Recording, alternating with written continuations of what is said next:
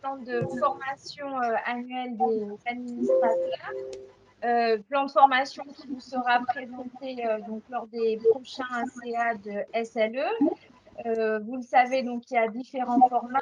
Normalement, les OCA ont lieu sur une durée d'1 heure avant les conseils d'administration de SLE. Et puisqu'on est sur des modalités, la 40e est là, des modalités de CA à distance pour justement des raisons de modération de notre empreinte carbone, on s'est dit qu'on allait aussi se mettre à distance pour cette session de formation dédiée aux risques climatiques. Session de formation qui va être animée par Agnès Proutot, qui est leader expert RSE au sein de la Caisse. Plusieurs d'entre vous ont déjà dû l'écouter avec attention lors des formations dédiées à la RSE qu'on avait fait au printemps dernier.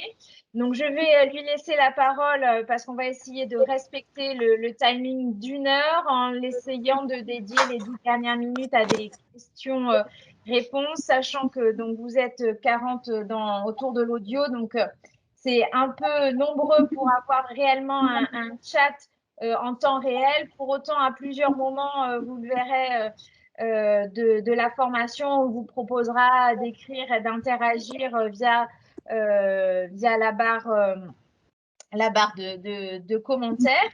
Et puis, si vous en êtes d'accord, je vous propose d'enregistrer cette formation pour que les administratrices et les administrateurs qui n'ont pas pu se connecter ce soir et qui ne pourront pas se connecter non plus à la session de jeudi puissent profiter donc de cette formation. Écoutez, je laisse la parole à Agnès, que je remercie une nouvelle fois, et qui hélas a un problème de caméra. Donc voilà, vous allez regarder ces slides, vous ne pourrez pas la voir, mais elle vous voit. Agnès. Bon, mais merci Hélène, bonjour à tous. Bienvenue à cette sensibilisation formation sur les risques climatiques et plus que jamais d'actualité. Évidemment, vous n'aurez pas la chance, comme vous l'avez dit Hélène, de me voir. J'ai préféré vous présenter les slides, à choisir. Voilà, j'espère que c'est un moment intéressant. C'est un sujet qui est passionnant. Il se trouve qu'en plus, on est sur la semaine, vient de sortir un nouveau rapport du GIEC. Donc, une fois de plus, c'est plus que jamais d'actualité, comme je disais. Donc, ce moment va se dérouler en 3 temps. D'abord, quelques éléments de contexte. Et puis, ensuite, on parlera des risques climatiques au sens bancaire, en mettant des définitions. Qu'est-ce que c'est les risques climatiques? Ensuite, on évoquera des réglementations, mais plutôt des réglementations générales liées à l'environnement. Et puis ensuite, on parlera de l'aspect plus bancaire, des réglementations bancaires et comment le groupe et la CAPC les intègrent. Et si ça ne vous ennuie pas, je vais vous inviter à fermer mon micro et plutôt à utiliser le chat de manière à ce qu'il n'y ait pas d'interférence compte tenu du nombre de personnes présentes ce soir, et je vous remercie tous de votre présence et de votre intérêt. Donc, juste avant de démarrer, peut-être Agnès, excuse-moi, je vois que Serge a levé la main. Serge? Non, excusez-moi, c'est un faux mouvement. Ah, je vais bien écouter et fermer mon micro. J'espère que tout le monde le fera, parce que c'est vrai que les bruits parasites, c'est gênant. Oui, elle est là. Et n'hésitez pas à utiliser le chat. C'est Hélène qui fait la modératrice, donc vous pouvez compter sur elle. Alors, donc oui, je disais, un sujet de plus en plus d'actualité, malheureusement. Alors là, on a cité quelques éléments. Donc, Le Figaro, qui il y a quelques mois, déjà disait 6 Français sur 10 déjà menacés par le risque climatique. Je crois que ça date de 2020. On a cité la carte là qu'indiquait Le Monde sur les incendies à l'horizon 2100. Voilà, de toute façon, c'est extrêmement récurrent dans la presse et les actualités de manière générale. Et donc, comme je disais, on a eu lundi le dernier rapport du GIEC qui indique que l'étendue et l'ampleur des impacts du changement climatique sont plus importants que ceux estimés dans les évaluations précédentes. C'est un rapport qui se concentre sur l'adaptation et qui alerte sur le fait que s'adapter au changement climatique est possible si le réchauffement est limité à 1,5 degré ou 2 degrés et que tout délai supplémentaire dans l'atténuation ou l'adaptation compromet l'avenir. Alors, je vous passe un certain nombre de remarques qui sont totalement déprimantes.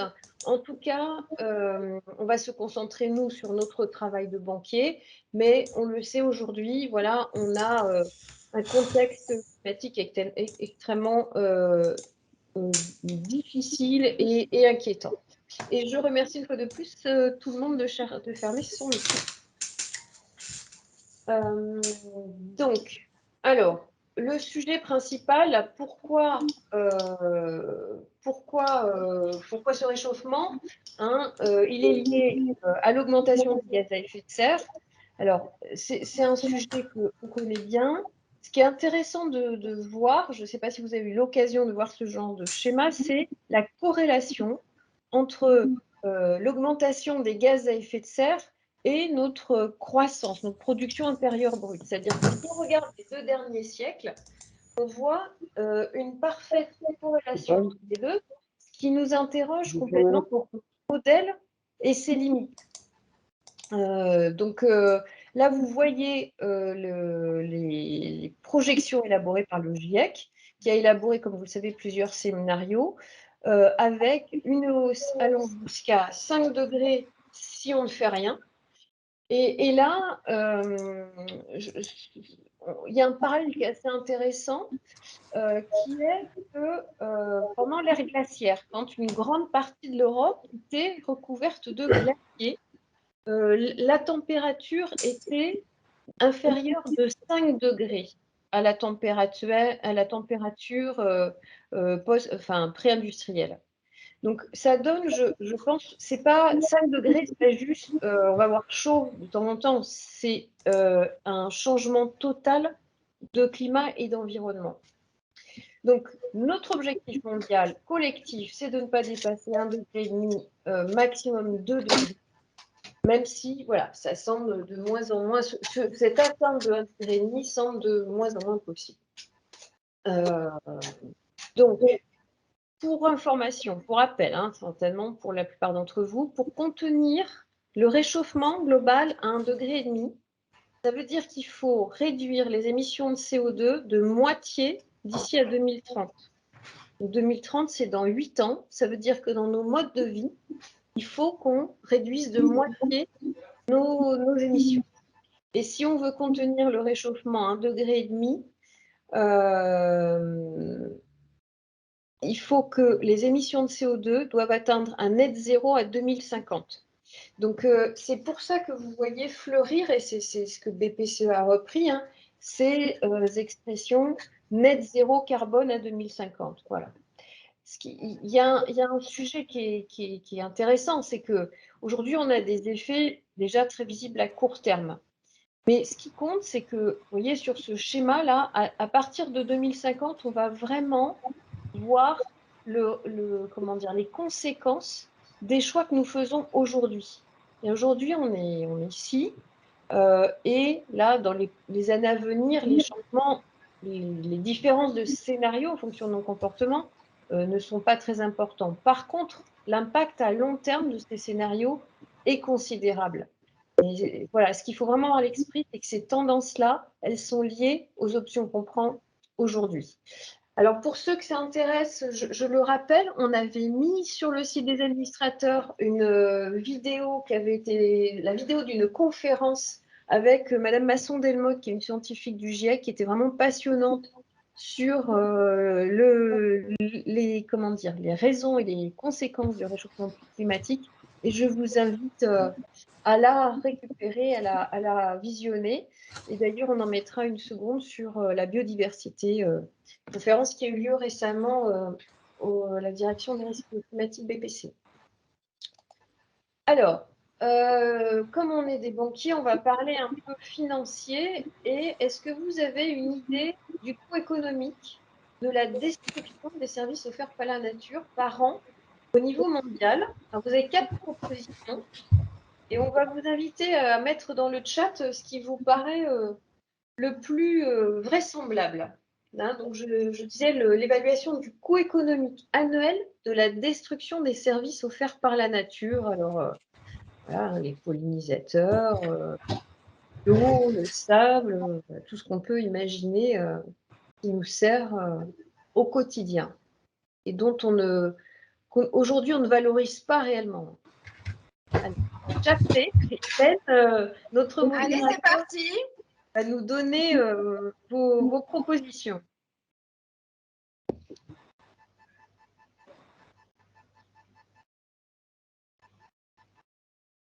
Les avis sont partagés.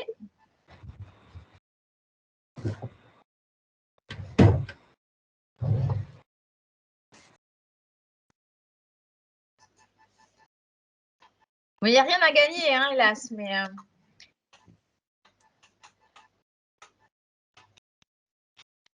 Alors, elle a une tendance? alors, une tendance, je pense que la réponse 4 semble quand même émerger, mais c'est assez partagé quand même. Et c'est effectivement la bonne réponse. En fait, dans cette projection de Global Future là, qu'elle travaille avec le WWF, en fait, la destruction de la nature engendre des conséquences qui sont équivalentes jusqu'en 2050 à 15 000 milliards de dollars, c'est-à-dire 479 milliards par an. 66% des pertes correspondent à des événements extrêmes sur les côtes et à l'élévation du niveau de la mer. Tous les pays ne sont pas touchés de la même façon. Le pays le plus touché, c'est les États-Unis. Et il y a un montant de 83 milliards de dollars par an estimé, c'est-à-dire le PIB du Guatemala. Le deuxième pays, c'est le Japon. Le troisième, le Royaume-Uni. La France arrive en 10e position, avec une perte de 8 milliards par an, dont 5 liés à la dégradation des côtes. Voilà, tout ça pour dire que il est urgent d'agir, que l'aspect financier là-dedans sera évidemment important, et ce qu'on a à financer, c'est bien sûr les conséquences des risques, mais bien sûr aussi toutes les solutions à apporter pour prévenir ces risques. Et bien sûr, les banques qui financent l'économie ont un rôle essentiel de contribution à la transition vers une société bas carbone en soutenant l'ensemble des acteurs économiques, particuliers entreprises et institutionnelles.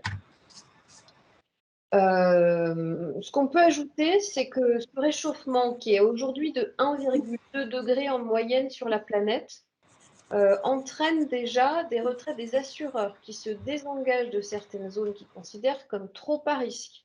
Alors, on peut citer la Floride, qui est une région qui est particulièrement touchée, et on l'a vu récemment, il y a eu une catastrophe importante. Certains particuliers se trouvent privés d'assureurs. Et en Allemagne, après les inondations qu'il y a eu l'année passée, les assureurs ont prévenu que si rien n'était fait pour limiter un réchauffement à 2 degrés, l'assurance ne serait plus possible. Alors, une fois qu'on s'est dit tout ça, on va se recentrer sur la vision des risques climatiques au niveau bancaire. Qu'est-ce que c'est que les risques climatiques pour nous? Alors, il y a 3 risques principaux. Il faut bien mettre en place, voilà, pour analyser la situation, la prévenir, la travailler, faire des propositions, accompagner nos clients, maintenir la stabilité financière. Il faut s'organiser, structurer nos démarches, et on a envisagé 3 grands risques. Le premier, c'est le risque physique. Donc ça, je pense que vous voyez assez bien ce que c'est. Le second, le risque de transition, et le troisième, le risque de responsabilité. Donc là, on va vous proposer une petite vidéo qui va vous permettre de bien appréhender ces 3 risques.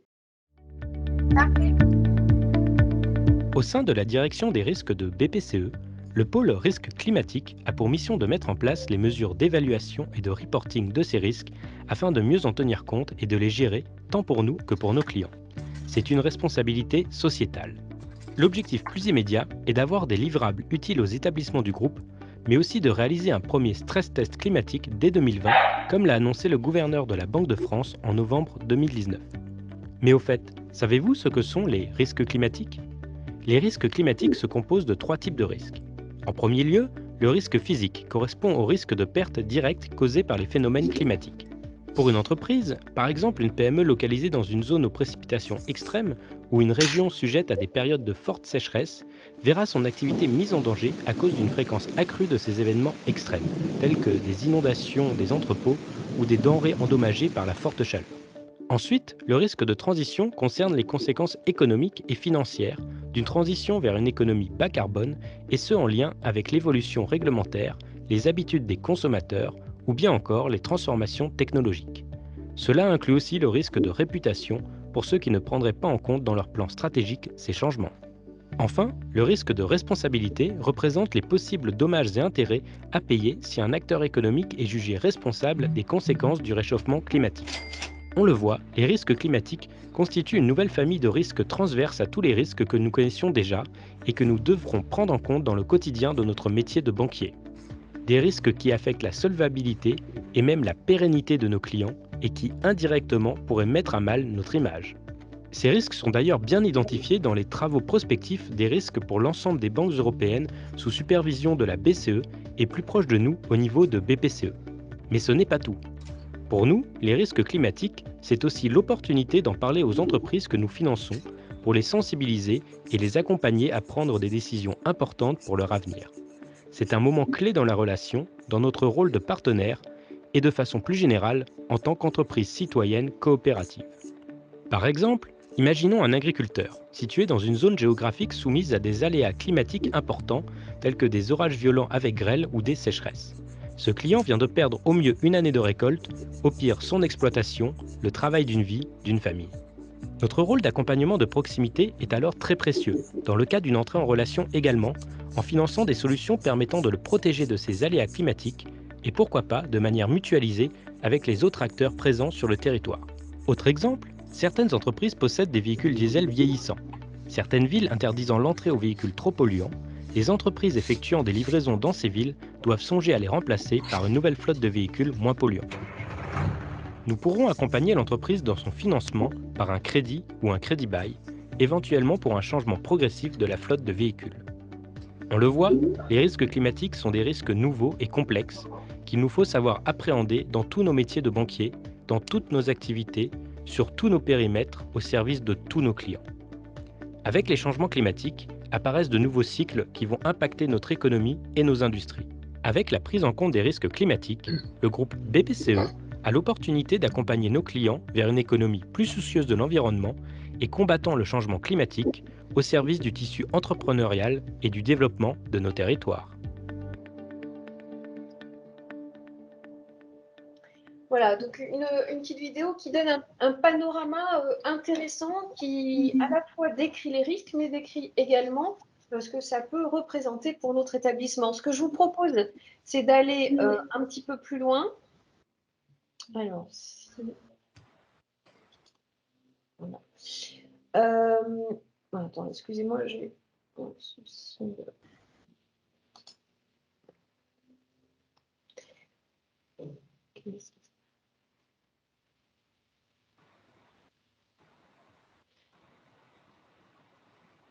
Je ne vais pas dire que c'est les risques du métier, c'est un voilà. mauvais jeu de mots.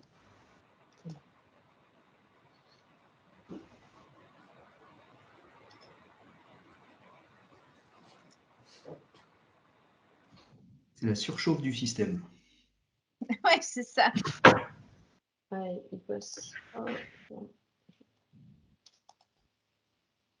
On se sent désespérément seul dans ces cas-là.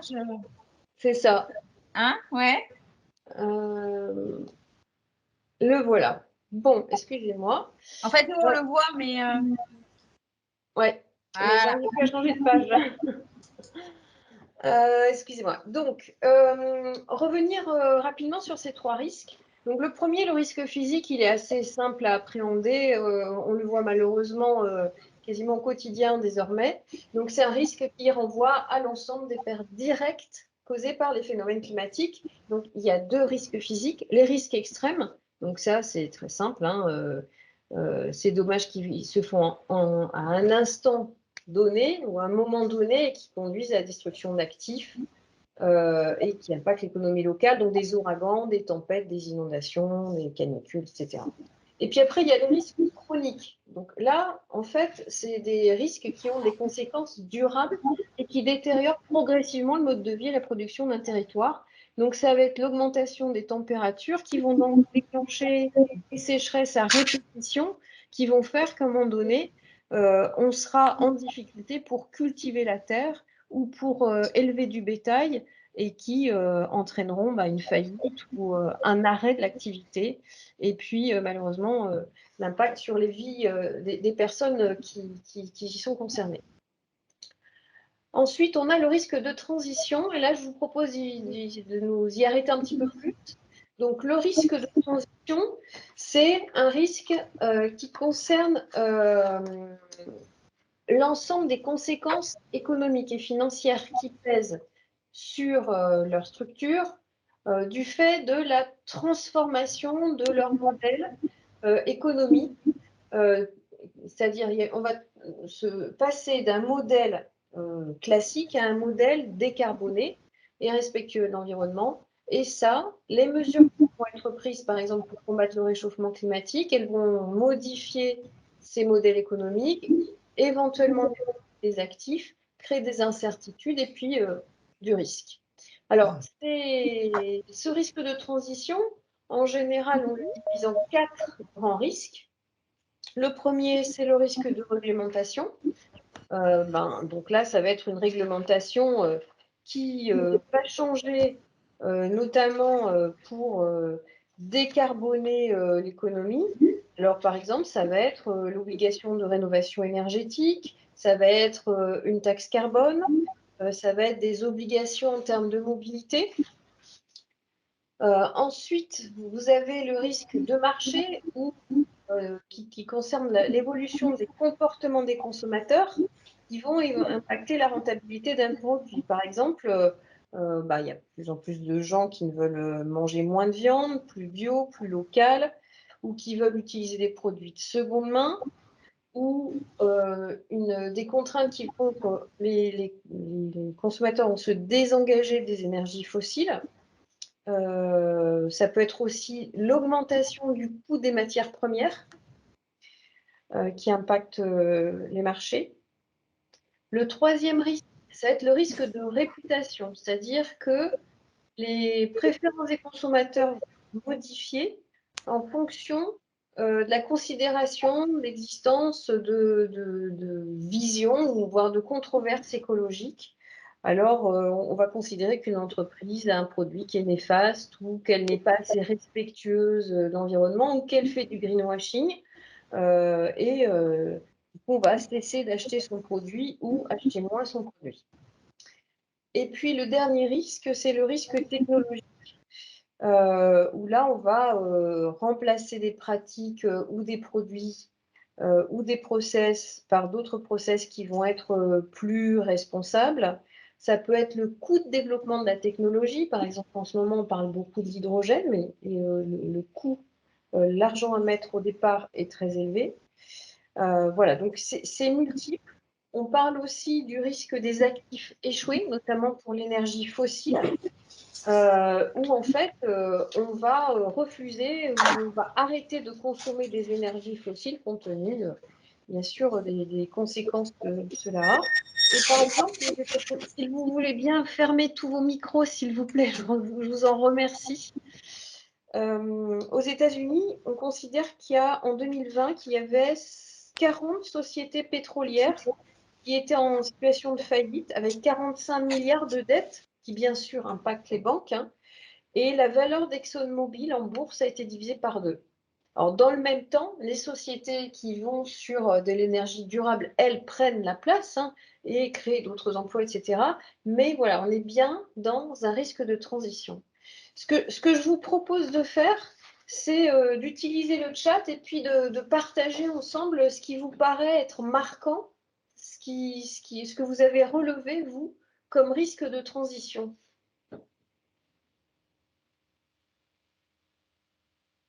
Alors, j'ai cité les marchés, par exemple, sur les coûts des matières premières, et c'est vrai qu'il y en a dont on parle beaucoup en ce moment.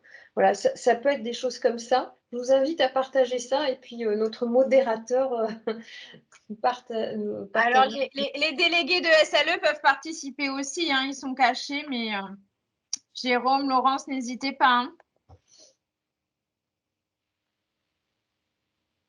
Personne se lance? Ouais, c'est plus complexe à appréhender.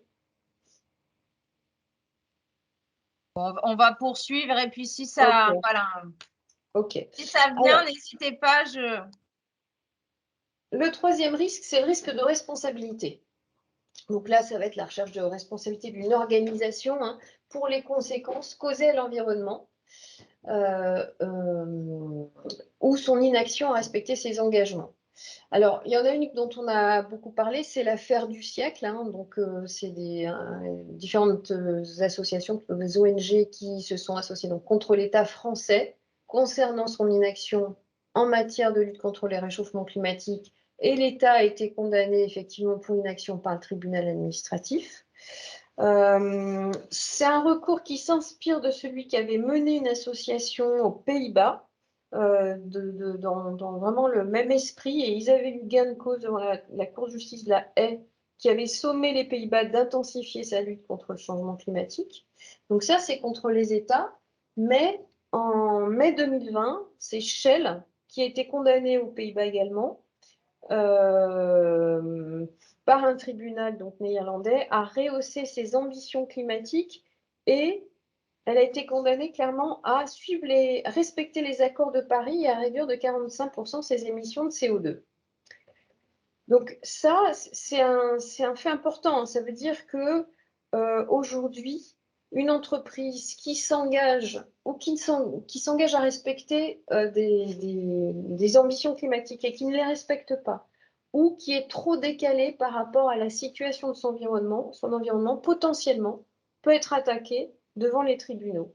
Et j'ajouterais que le tribunal qui a jugé Shell a considéré aussi qu'il était responsable, je trouve ça intéressant, il a été responsable des émissions de carbone de ses clients et de ses fournisseurs. C'est-à-dire que nous, entreprises, quand on évalue notre bilan carbone, c'est ce que fait BPCE. Toutes les banques ne le font pas, mais c'est ce que fait BPCE. Quand on a un client qui se déplace en agence pour un rendez-vous, on comptabilise son déplacement dans notre bilan carbone.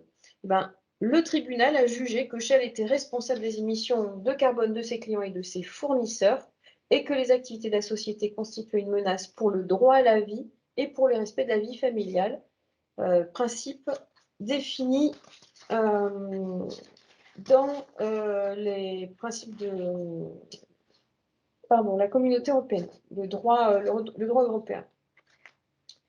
Voilà, donc aujourd'hui, le risque de responsabilité était considéré comme peu important, mais on voit bien que avec la loi sur le devoir de vigilance, les associations se sont emparées de ce point-là, et face aux besoins d'action, à la nécessité d'avancer, elles portent les affaires devant les tribunaux et ont désormais gain de cause. Voilà, donc c'est un sujet qui est important, y compris pour nous en tant que banque. Et les experts s'attendent à ce que ce genre de plaintes se multiplie. Et au demeurant, il y a actuellement 32 plaintes qui concernent des producteurs d'énergie fossile. Alors, on va continuer et on va passer, maintenant qu'on voit bien à quoi correspondent les risques climatiques, à notre environnement, c'est-à-dire principalement aux réglementations qui vont nous aider à évoluer par rapport à ce sujet environnemental. Le premier repère, c'est alors bien sûr les COP, les conférences des parties, s'appellent. Conference of Parties qui ont lieu depuis une trentaine d'années désormais, mais l'accord de Paris était fondateur. Pourquoi? Parce que c'est un accord qui a permis d'entériner les grands objectifs au niveau international, qui a permis un dialogue des différentes parties prenantes. 195 pays sur 197 ont signé le texte, avec plusieurs objectifs, mais le principal, c'est celui de contenir le réchauffement climatique entre 1,5 degré et 2 degrés. Et voilà, c'est ça, c'est ce repère qu'on utilise de manière systématique et auquel aujourd'hui l'ensemble des parties prenantes des entreprises font référence. Le deuxième, c'est arrêter progressivement les investissements pour les énergies fossiles. Et le troisième, atteindre la neutralité carbone en 2050, donc à savoir l'équilibre entre les émissions de gaz à effet de serre produites et leur retrait. C'est-à-dire qu'en 2050, il faut avoir réduit complètement nos émissions ou les compenser. Voilà, alors les limites de cet accord de Paris, c'est qu'il repose quand même beaucoup, enfin principalement sur la bonne volonté des États, qui doivent fixer leurs engagements, les réviser. Clairement, aujourd'hui, les engagements ne sont pas tenus. L'accord n'est pas contraignant pour les plus gros pollueurs. Pour qu'un maximum de pays puissent signer, il y a un certain nombre de mesures sur les secteurs des énergies fossiles ou des transports qui n'ont pas été maintenus. Et puis l'objectif en soi est difficilement atteignable puisque, comme je l'ai dit, hein, aujourd'hui on est à 1 degré d'augmentation, 1,2. Donc l'atteinte d'un plafond d'1,5 paraît de plus en plus, enfin de moins en moins atteignable. L'autre grande, comment dire, réglementation que je veux évoquer, c'est celle qui vient de l'Europe. L'Europe prévoit de réduire ses émissions de gaz à effet de serre d'au moins 55% d'ici 2030. Donc, c'est ce qu'on appelle le Fit for 55.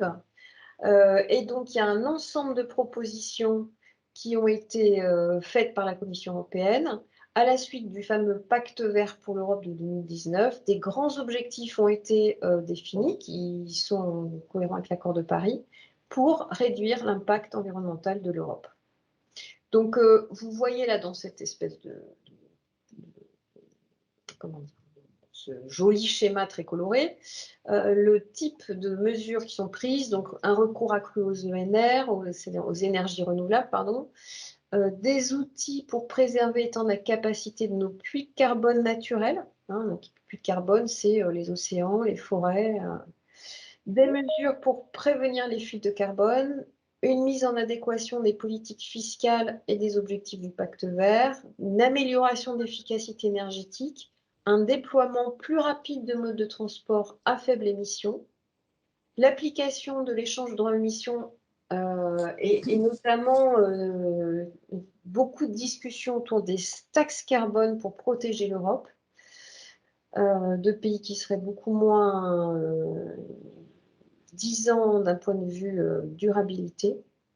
Et puis, il y a un soutien financier et technique de 100 milliards d'euros qui est prévu entre 2021 et 2027. Vous voyez là les 6 objectifs environnementaux que s'est fixé l'Europe. Donc l'atténuation, alors les 2 premiers qui sont mis en place dès à présent, l'atténuation du changement et l'adaptation au changement. Et puis ensuite, il y aura 4 objectifs qui vont venir, alors 2023 ou 2024. L'utilisation durable et la protection des ressources aquatiques et marines, la transition vers une économie circulaire, la prévention et la réduction de la pollution et la protection et la restauration de la biodiversité. Pour ce faire, l'Europe a prévu ce qu'elle appelle la taxonomie. Alors, qu'est-ce que c'est que la taxonomie européenne dont on entend régulièrement parler? C'est un outil de classification officiel et commun des activités économiques considérées comme durables pour permettre, alors dès 2022, la transparence, la comparabilité et la lutte contre le greenwashing, notamment dans l'univers bancaire et financier, et dans l'objectif de soutenir les investissements durables. Donc, toutes les entreprises doivent intégrer la durabilité dans leurs procédures. Donc, cette taxonomie, elle permet de dire cette activité-là, elle est éligible, elle est alignée, c'est demain un actif vert ou pas. Voilà. Et demain, dans la présentation qu'elles font de leur activité, les banques devront qualifier, selon la taxonomie, leurs actifs et ça permettra d'évaluer de quelle manière elles arrivent à verdir leurs activités, notamment leur portefeuille de crédit et d'investissement. Et enfin, l'Europe a adopté une proposition directive sur la publication d'informations en matière de durabilité qui va harmoniser toutes les informations sur la durabilité des entreprises pour permettre aux investisseurs et au grand public d'avoir des informations comparables et fiables. Donc, c'est plus exigeant que ce qu'on fait aujourd'hui. Vous connaissez aujourd'hui notre déclaration de performance extra-financière qui est en pleine rédaction. Donc, elle va être étendue, c'est-à-dire aujourd'hui, cette déclaration, ce sont les entreprises de plus de 500 salariés qui la font. Elle va être étendue aux entreprises de plus de 250 salariés, ce qui va largement élargir les entreprises concernées et nos clients concernés. Il y aura une exigence d'audit. Alors, c'est le cas en France. Nous, aujourd'hui, on a actuellement les OTI, l'équivalent des commissaires aux comptes, qui sont en train d'auditer les travaux qu'on a réalisés. Mais ce sera le cas dans tous les pays d'Europe. Et puis, il y aura une obligation de baliser numériquement les informations de manière à récupérer sous forme de data les informations qui sont indiquées. Voilà, donc des ambitions fortes au niveau de l'Europe. En France, depuis août, nous avons la loi climat et résilience qui reprend un certain nombre de lois qui existaient au préalable sur l'immobilier, donc le décret tertiaire, sur la mobilité, la loi LOM, et la loi Egalim sur tout ce qui était alimentaire. Donc cette loi, elle a pour objectif d'ancrer l'écologie dans nos sociétés pour aller vers une société plus neutre en carbone, plus résiliente, plus juste et plus solidaire. Et elle vise à entraîner, accompagner les acteurs dans cette mutation. Donc, le groupe a travaillé sur les impacts de cette loi, tant sur son fonctionnement en tant qu'entreprise que son fonctionnement en tant que banque vis-à-vis de l'ensemble de ses clients. Cette loi, elle est divisée en 6 grands titres. Et le premier, il est très simple, c'est atteindre les objectifs de l'accord de Paris et du pacte vert pour l'Europe. Les autres titres, ils sont beaucoup plus opérationnels et ils concernent notre vie au quotidien. Le second, c'est consommer, ensuite produire et travailler, se déplacer, se loger, se nourrir. Ce que je vous propose, c'est de regarder rapidement ce slide-là qui concerne le calendrier et puis de vous donner quelques informations complémentaires. Donc, en fait, qu'est-ce qu'on voit? Oui, Agnès, après ce slide, peut-être on a eu deux réactions sur notamment les risques de transition, si tu veux qu'on partage. Allons-y. Comme ça te laisse un tout petit peu souffler. Alors, Thierry nous a parlé du renchérissement des énergies fossiles et Gabriel, peut-être que si Gabriel est là, il peut peut-être porter sa question. Oui, bien sûr, Hélène. Bonjour Hélène, Agnès et tout le monde. Bon, on est sur la période du Salon de l'agriculture, donc on entend beaucoup parler du risque d'augmentation du cheptel bovin, en fait. Est-ce que c'est selon vous un risque mineur ou majeur? Et puis ma seconde question, quand on parlait des GES en Europe, mais c'est combien la part de l'Europe dans la totalité des GES au niveau mondial, en fait? Ça représente combien en pourcentage à peu près? Est-ce qu'on le sait? Alors là, je recherche. On avait dit pas de questions pièges, Gabriel. Ah, excuse-moi, je ne demande pas une réponse immédiate. Hein. Non, on apportera des réponses, ça c'est sûr. Mais... Voilà, les plus gros pollueurs sont les États-Unis et la Chine. Évidemment, les pays occidentaux, qui sont des pays riches avec des croissances fortes, sont des pays très pollueurs. Hein. On vous répondra. Après, sur le cheptel bovin, évidemment, hein, en gros, les bovins, c'est 15% du gaz à effet de serre. C'est le méthane qu'ils produisent, c'est juste considérable en fait. Et quand on veut travailler sur sa propre empreinte carbone, il y a 2 choses à faire en priorité. C'est limiter ses déplacements seuls en voiture et réduire la viande qu'on mange, et en particulier la viande rouge bovine, quoi. Parce qu'en fait, le cheptel, le sujet, c'est que il produit du gaz, mais on déforeste pour mettre en place des cultures pour nourrir le cheptel. Donc, ça a un effet, comment dire, domino, hein, c'est-à-dire que c'est un cercle vicieux. Si tout le monde mangeait comme mangent les Occidentaux, on aurait vraiment un gros problème. Et c'est vrai que les pays moins riches ont envie aussi de manger de la viande, mais on n'a pas besoin de manger de la viande tous les jours et c'est un impact vraiment très fort. Si je peux me permettre d'intervenir, moi je travaille dans le secteur agricole et ces questions-là me chagrinent toujours. Le risque, c'est l'augmentation de la population mondiale qui a besoin de manger, d'une part. L'autre que vous oubliez d'évoquer, c'est que les animaux entretiennent l'espace et ouvrent l'espace. Imaginez si on avait un monde sans ruminants. Vous feriez quoi des espaces qui sont ouverts? Les espaces ouverts n'existeraient plus. Vous n'auriez plus que des bois, il n'y aurait plus de prairies, il n'y aurait plus d'espace pour le tourisme. Et je vais simplement aussi signaler que ces bovins ne consomment pas ce que vous dites uniquement des céréales. Consomment avant tout, ce sont des ruminants qui consomment avant tout des fourrages, c'est-à-dire de l'herbe. Et l'herbe est contributeur de captage de gaz à effet de serre. Ça se transforme et ça capte du carbone et ça le remet dans le sol. Et dans le sol, c'est de la matière organique. Et ça fait fructifier la fertilité et la biodiversité de tous les territoires. Alors, merci pour ces explications précises. Après, je pense que, comment dire, ça dépend aussi des pays, de la manière dont sont nourris les bovins, etc. Après, Oui, tout à fait. Excusez-moi, des excusez-moi. très Non, globales. non, mais c'est bien que chacun puisse c'est-à-dire- s'exprimer et Ouais, non, mais enrichir. c'est un sujet qui est très intéressant parce que ça touche à nos modes de vie au quotidien. On a tous l'habitude, hein, enfin, on a tous comment dire, des habitudes alimentaires à peu près communes.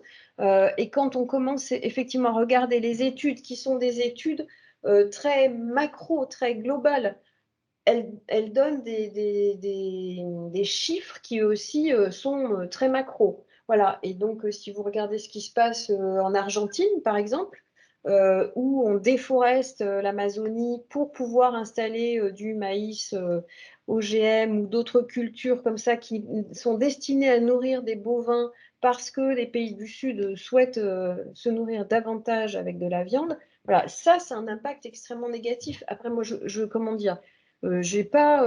Il n'y a pas de jugement ni de. Il n'y a pas de jugement, voilà, c'est juste que si on regarde les chiffres tels qu'ils sont présentés par la majorité des associations ou même du GIEC, hein, il y a un impact qui est très fort. Après, évidemment, quand on regarde nos propres comment dire, campagnes, nos pâturages, en fonction de la manière dont les bovins sont élevés, ça n'a pas le même impact, hein. Et moi, je ne dis pas qu'il faut se débarrasser en totalité des animaux, hein, ce n'est pas mon propos. Mais il faut avoir une vigilance sur ce sujet-là qui est quand même marquant dans l'impact carbone, quoi. C'est surtout le comportement du consommateur. Et ce qui me gêne un petit peu, c'est qu'on fait toujours C'est Olivier référence. qui parle, pardon, j'arrive pas à reconnaître la voix. Pardon? C'est Olivier qui parle? Oui, mais je suis enrhumé, donc c'est peut-être pour ça que tu ne reconnais pas ma voix. D'accord, je me disais dans l'agriculture, j'avais bien idée que ça pouvait être toi, mais je n'étais pas sûre. Oui, excuse-moi, je suis un peu fébrile, j'ai un peu de fièvre et effectivement, j'ai la voix un peu cassée, j'ai quelques maux de gorge. Oui, on fait référence au feedlot américain, mais on est en France, on est en Europe, et il ne faut pas comparer les modèles de production européens aux modèles de production américains. Et tout à l'heure, vous avez fait référence à ce qu'on appelle effectivement la clause miroir, qui consiste au niveau de l'Europe à exiger des autres ce qu'on exige auprès des producteurs agricoles européens. C'est justement pour éviter ce que vous venez d'évoquer.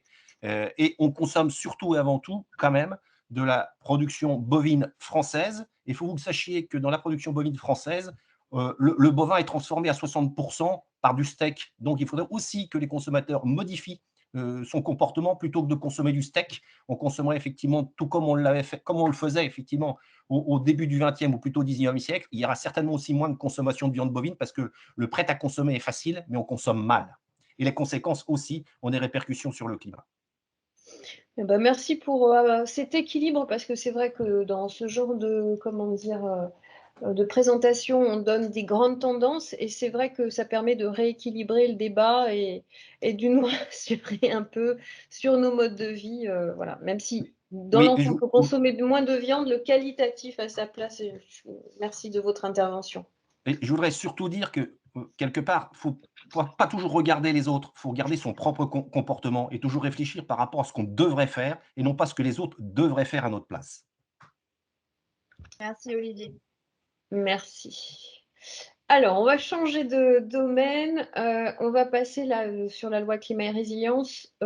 Quelques informations sur le calendrier qui arrive avec quelques grands sujets. Le premier, c'est l'immobilier, avec donc sur la base des étiquettes énergétiques, de manière à inciter, on va dire ça comme ça, les propriétaires à rénover des passoires énergétiques. On va, dès 2022, avoir des gels de loyer sur les passoires thermiques. Donc, vous connaissez les classifications A, B, C, D, E, F, G, comment dire, des indices énergétiques des logements. Et une obligation d'audit pour les logements mis en vente pour les classes F et G. Alors, obligation d'audit, ça veut dire quoi? Ça veut dire que quand vous avez une passoire thermique, vous devez faire venir un spécialiste qui va faire un audit en listant les travaux et indiquant le montant des travaux.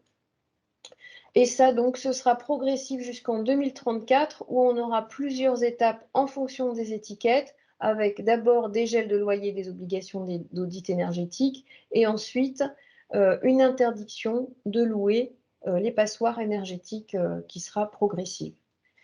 Sur les véhicules, dès 2023, on aura des interdictions de circulation de véhicules polluants. Et ensuite, en 2025, une création de zones à faible émission dans toutes les agglomérations de 150 000 habitants, c'est-à-dire 33 grandes villes françaises. C'est-à-dire qu'il faudra avoir des véhicules, là encore, qui ont une vignette critère qui montre que le véhicule est peu polluant. Ce que j'avais envie d'ajouter aussi, c'est que ce qui est prévu, c'est l'installation de panneaux photovoltaïques ou de toits végétalisés lors de la construction d'extensions de bâtiments à usage commercial, industriel ou artisanal de plus de 500 mètres carrés. Sur les flottes de véhicules publics, une proportion minimale de 50% de véhicules à faible émission lors du renouvellement annuel des parcs.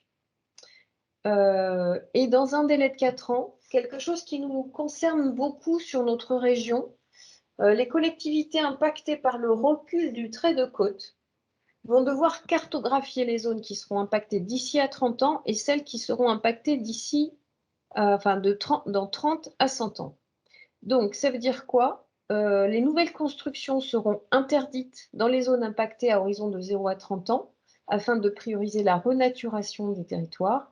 Et les nouvelles constructions dans les zones impactées à horizon de 30 à 100 ans seront conditionnées à une obligation de démolition à terme. Voilà, donc tout ça, voilà, c'est quand même assez proche de nous. Notre littoral, on y est tous assez attachés.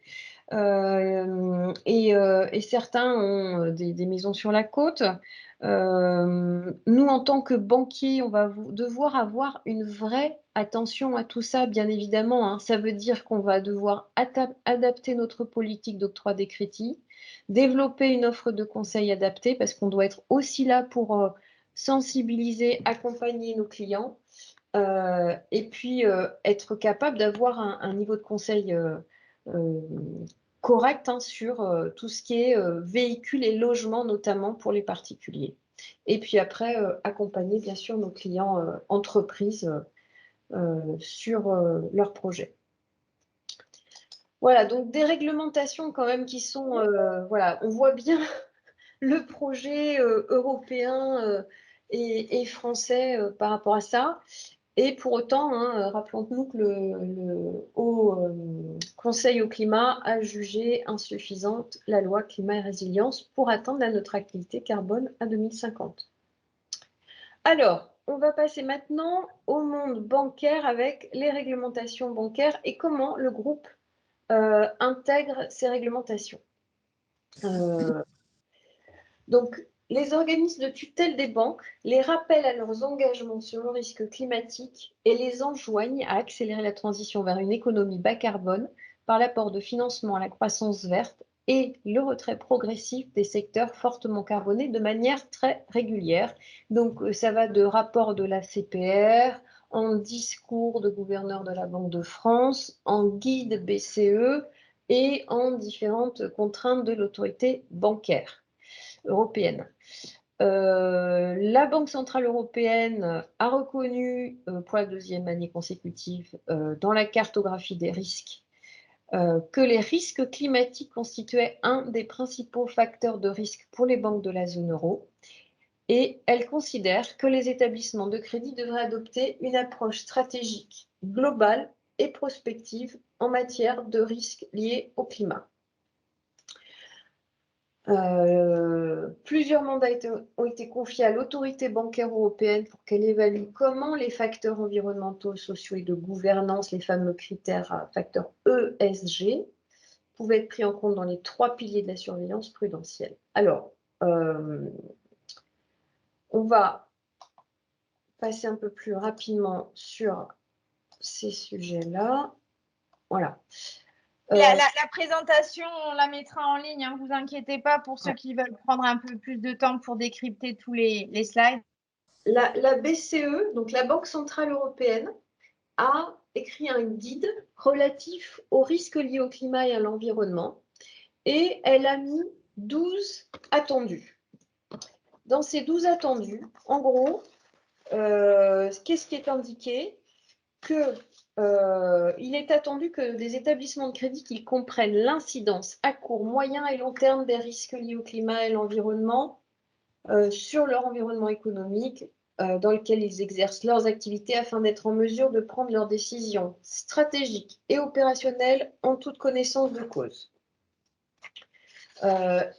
Lorsqu'ils définissent et mettent en œuvre une stratégie opérationnelle, ils devraient y intégrer les risques liés au climat et l'environnement. L'organe de direction doit tenir compte des risques liés au climat et à l'environnement lorsqu'il définit une stratégie opérationnelle et son dispositif de gestion des risques doit lui permettre d'assurer une surveillance efficace de ces risques. Les établissements doivent déclarer des données agrégées sur le risque reflétant leurs expositions aux risques liés au climat et à l'environnement, de manière à permettre à l'organe de direction et aux sous-comités concernés de prendre leurs décisions en toute connaissance de cause. Les établissements doivent inscrire la détection, la quantification de ces risques dans leur processus global visant à assurer l'adéquation aux fonds propres. Vous savez que pour les banques, les fonds propres, c'est quelque chose d'essentiel. Réglementation extrêmement stricte. Ils doivent prendre en compte les risques liés au climat et l'environnement à tous les stades pertinents du processus d'octroi des prêts et doivent suivre ces risques au travers de leur portefeuille. Il est attendu que les effets des facteurs liés au climat et l'environnement soient pris en compte dans l'exposition aux risques de marché et sur les placements. La gestion du risque de liquidité doit prendre en compte ces facteurs de risque. Et dans les déclarations réglementaires, les établissements doivent publier des informations utiles, des indicateurs clés sur les risques liés au climat et à l'environnement. Autant dire que les risques climatiques doivent être désormais intégrés dans l'activité bancaire, que ce soit au niveau de la stratégie, dans les process, dans les opérations, dans la surveillance du risque à tous les niveaux. Donc la BCE a demandé aux entreprises, oui, vous pouvez couper vos micros, s'il vous plaît, merci. Donc la BCE a demandé aux entreprises de s'auto-évaluer et a commencé à regarder les écarts entre ces attendus et les établissements bancaires. Donc vous voyez le schéma là, avec les 9 carrés. Donc BPCE est plutôt pas mal placé, même s'il y a encore des choses à faire. Et donc un chantier a été lancé pour répondre aux attentes de la BCE avec l'objectif de définir un plan d'action de remédiation des écarts, de structurer une feuille de route exhaustive et d'anticiper la déclinaison opérationnelle de cette feuille de route. Alors, comment ça se passe ? Par exemple, sur l'évaluation des portefeuilles, vous avez ce qu'on appelle le GEM, le Green Evaluation Model, qui vient du modèle de Natixis, parce que, voilà, pour se dire, moi, banquier BPCE, je dois faire en sorte que mon activité, que l'impact carbone de mon activité de banquier respecte cette trajectoire de moins de 2 degrés de réchauffement. alors je dois mettre en place, structurer tout un process, comment dire, des data, je dois être en mesure d'évaluer cette empreinte carbone de mes portefeuilles, d'évaluer l'impact climat des biens, des projets, des clients financés pour chacun des portefeuilles, pour accompagner mes clients et piloter ma trajectoire. Ça, c'est juste considérable. La filière RSE du groupe et les directions financières travaillent sur ces sujets. C'est un nombre de données absolument considérable parce que, comme vous l'avez vu, il y a beaucoup de réglementations à respecter, beaucoup d'informations à prendre en compte par rapport à nos dispositifs de surveillance et par rapport aux besoins d'information vis-à-vis de nos clients. Donc ça, c'est un très, très gros travail. Ensuite, on a, par rapport à ce risque de crédit et par rapport au guide de la BCE, mis en place des dispositifs pour intégrer ces aspects sur la gouvernance, les pratiques d'octroi, la valorisation des garanties, de manière à se mettre en conformité avec ce qui est demandé. Et pour l'ensemble de nos portefeuilles de crédit, donc il y a un chantier qui a été mis en place sur ces aspects risques de crédit, notamment ce LOM-là, ce guide de l'EBA, là, de l'Autorité bancaire européenne. C'est piloté par les directions des risques climatiques. Et alors, si vous regardez le calendrier d'application, en dessous, donc là, il y a un grand chantier qui a démarré depuis la fin de l'année 2021. En fait, fin d'année 2021, l'EBA, enfin l'Autorité bancaire européenne, s'est dit qu'il fallait aller plus vite et ils ont dit que finalement, les nouveaux prêts, en termes de calendrier d'application, ils devraient être regardés et étudiés selon ces critères depuis le 30 juin 2021. Ça n'est pas une erreur. Voilà. Et le suivi complet du stock doit être réalisé à partir du 30 juin 2024. Voilà, c'est-à-dire qu'on doit pouvoir avoir une vision précise de l'impact carbone des crédits que nous réalisons. Donc, il y a une vision globale, une évaluation globale via nos portefeuilles, et puis il y a, à chaque fois qu'on octroie un crédit, être capable de dire, voilà, quel est l'impact de ce crédit. Donc, par rapport à ça, il y a un questionnaire qui a été mis en place. Juste Agnès, le sujet est passionnant. Je sais que tu es passionnée. Non, juste te dire, voilà, je suis timekeeper. Le temps est échu, mais voilà. Je vois, je me dépêche. Donc, il y a un questionnaire EG qui a été mis en place. On a été pilote. On a interrogé différentes entreprises clientes pour commencer à préparer ces travaux. Ce questionnaire vise à déterminer les besoins d'accompagnement et de mesurer le niveau d'exposition de nos clients. Et ce questionnaire va être déployé dès mars, normalement, de cette année. Voilà. Autre chose qui a été faite, un stress test climatique. Donc ça a été poussé par le ministre de l'économie, par les banques, par la Banque de France, par l'ACPR, voilà. L'idée, c'est la première fois qu'on faisait un tel exercice parce qu'on s'est projeté sur 30 ans. D'habitude, quand il y a des stress tests qui sont plutôt liés à des aspects monétaires, économiques, on fait ça sur 3 à 5 ans. Là, on a essayé de se projeter sur 30 ans. Donc, c'était un premier exercice. Il y a des perfectionnements, enfin, il faut le perfectionner sur la méthodologie, sur le système d'information. Il y a des efforts qui doivent être faits pour améliorer les choses, mais on a fait une première évaluation, bon, qui s'est avérée pas trop inquiétante, mais enfin à relativiser complètement. Enfin, une vision un peu plus globale de la stratégie du groupe BPCE, c'est un des 3 piliers de plan d'orientation stratégique qui est sorti en 2021, le climat chez BPCE. BPCE veut se positionner comme un acteur majeur de la transition parce que vous l'avez bien compris, s'il y a des recommandations des régulateurs, c'est même au-delà. La concurrence, vous devez le voir quand vous regardez les actualités. Les banques veulent toutes être un acteur majeur de la transition énergétique, les grandes banques.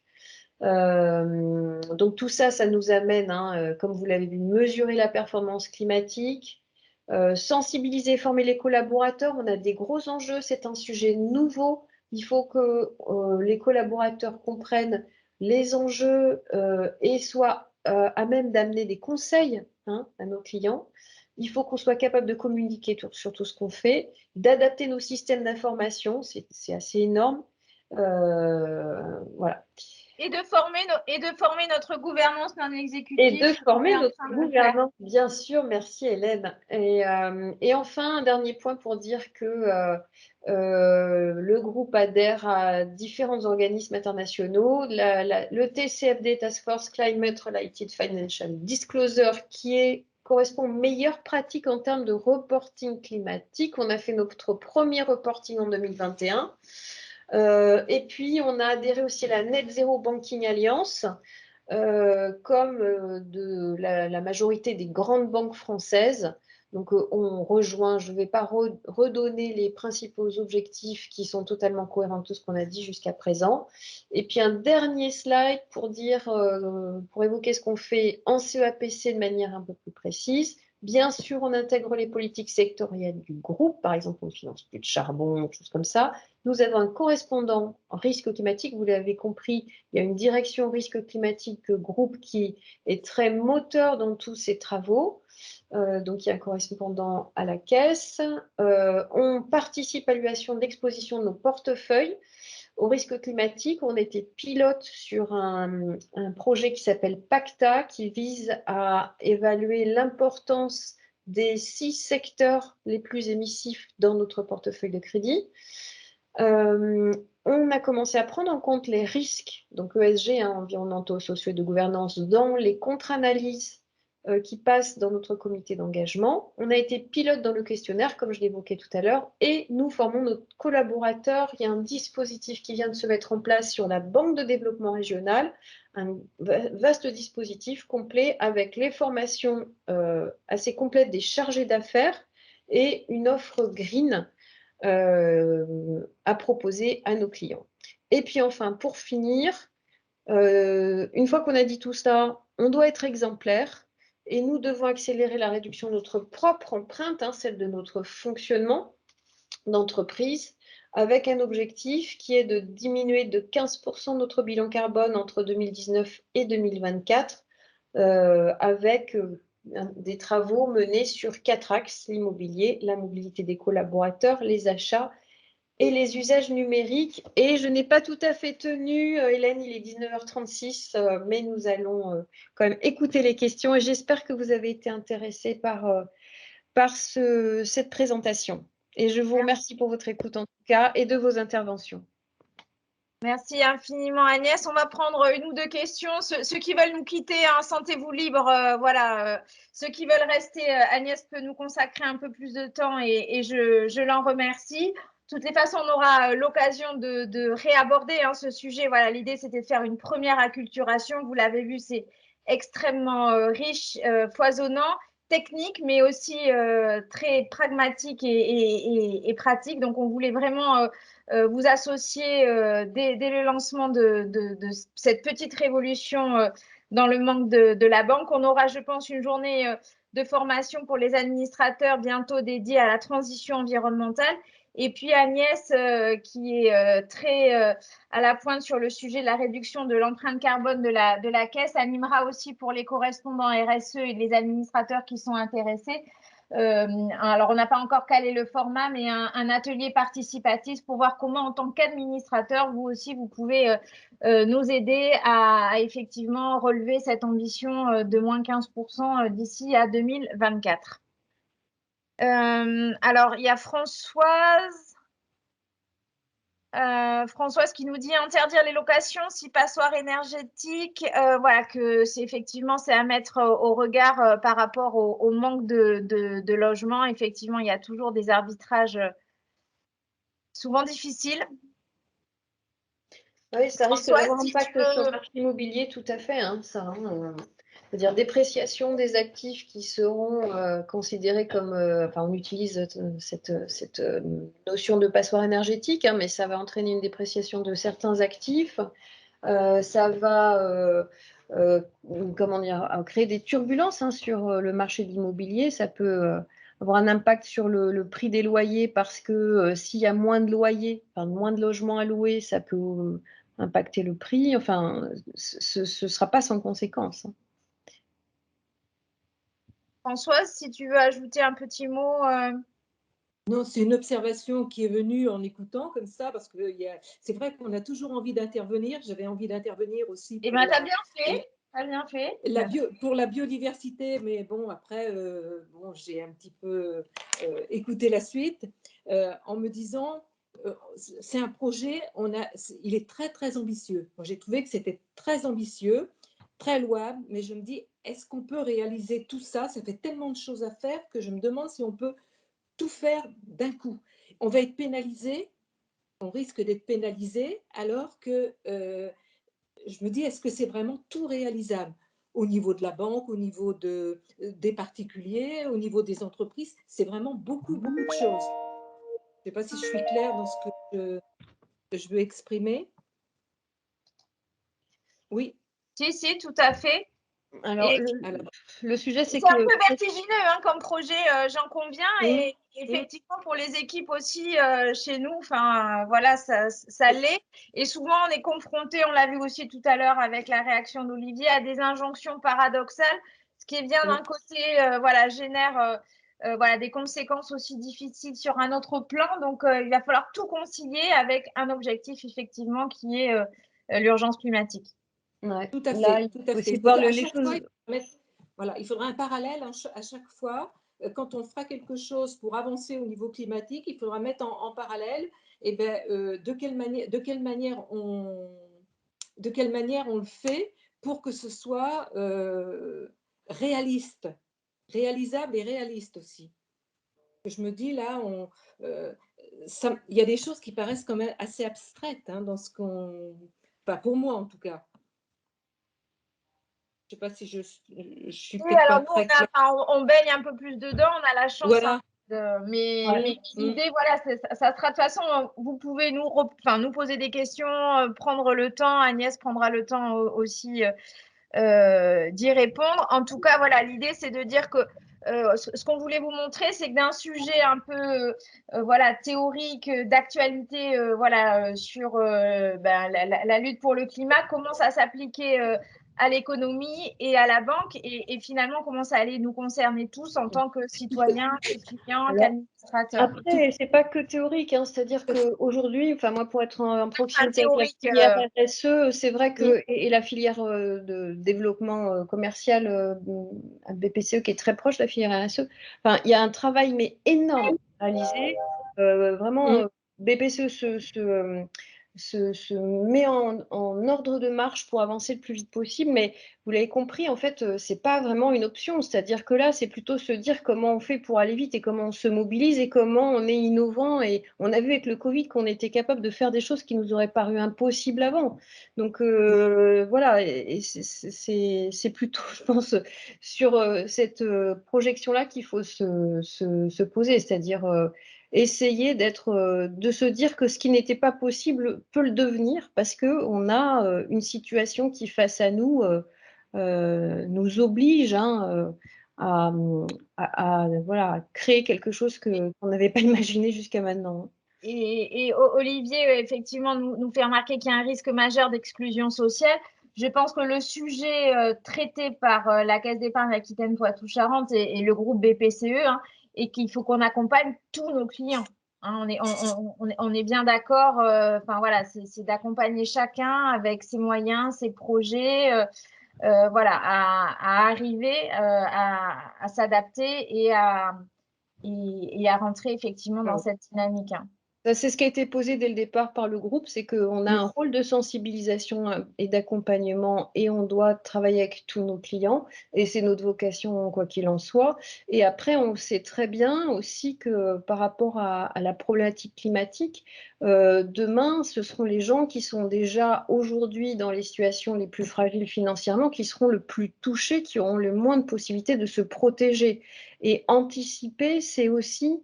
comment réduire les inégalités potentielles qui ne pourront que s'accroître demain si on ne fait rien. Enfin, moi, j'ai trouvé que au-delà de ce que j'ai pu faire comme remarque tout à l'heure, je trouve que la formation a eu le mérite de mettre au grand jour, en fait, des choses auxquelles on n'aurait pas obligatoirement pensé avant d'avoir écouté. Moi, j'ai trouvé que c'était très intéressant, même si j'ai trouvé que c'était compliqué un petit peu. Voilà, en tout cas, merci. Merci à vous. Les slides sont mis à disposition et n'hésitez pas à nous ressolliciter si vous voulez d'autres explications. Ce sera avec plaisir. À bientôt. Je vous remercie en tout cas voilà, d'avoir été avec nous. S'il y en a qui veulent redoubler, jeudi, il y a une autre formation à 18h30 est aussi prévue. Donc, si vous souhaitez réentendre et peut-être voir cette fois-ci Agnès, vous pouvez bien entendu vous inscrire. Autrement, retrouver toutes les informations sur le site administrateur. Et puis, à bientôt. Au plaisir, alors en Teams, mais de partager lors des prochains CA à partir du 10 mars prochain. Bonsoir à Bonne tous. soirée. Merci. Bonne soirée. Bonne soirée. Au revoir. Merci, au revoir. Au revoir. Merci. Bonne soirée à tous. Bonsoir à tous, bonsoir à toutes et toutes.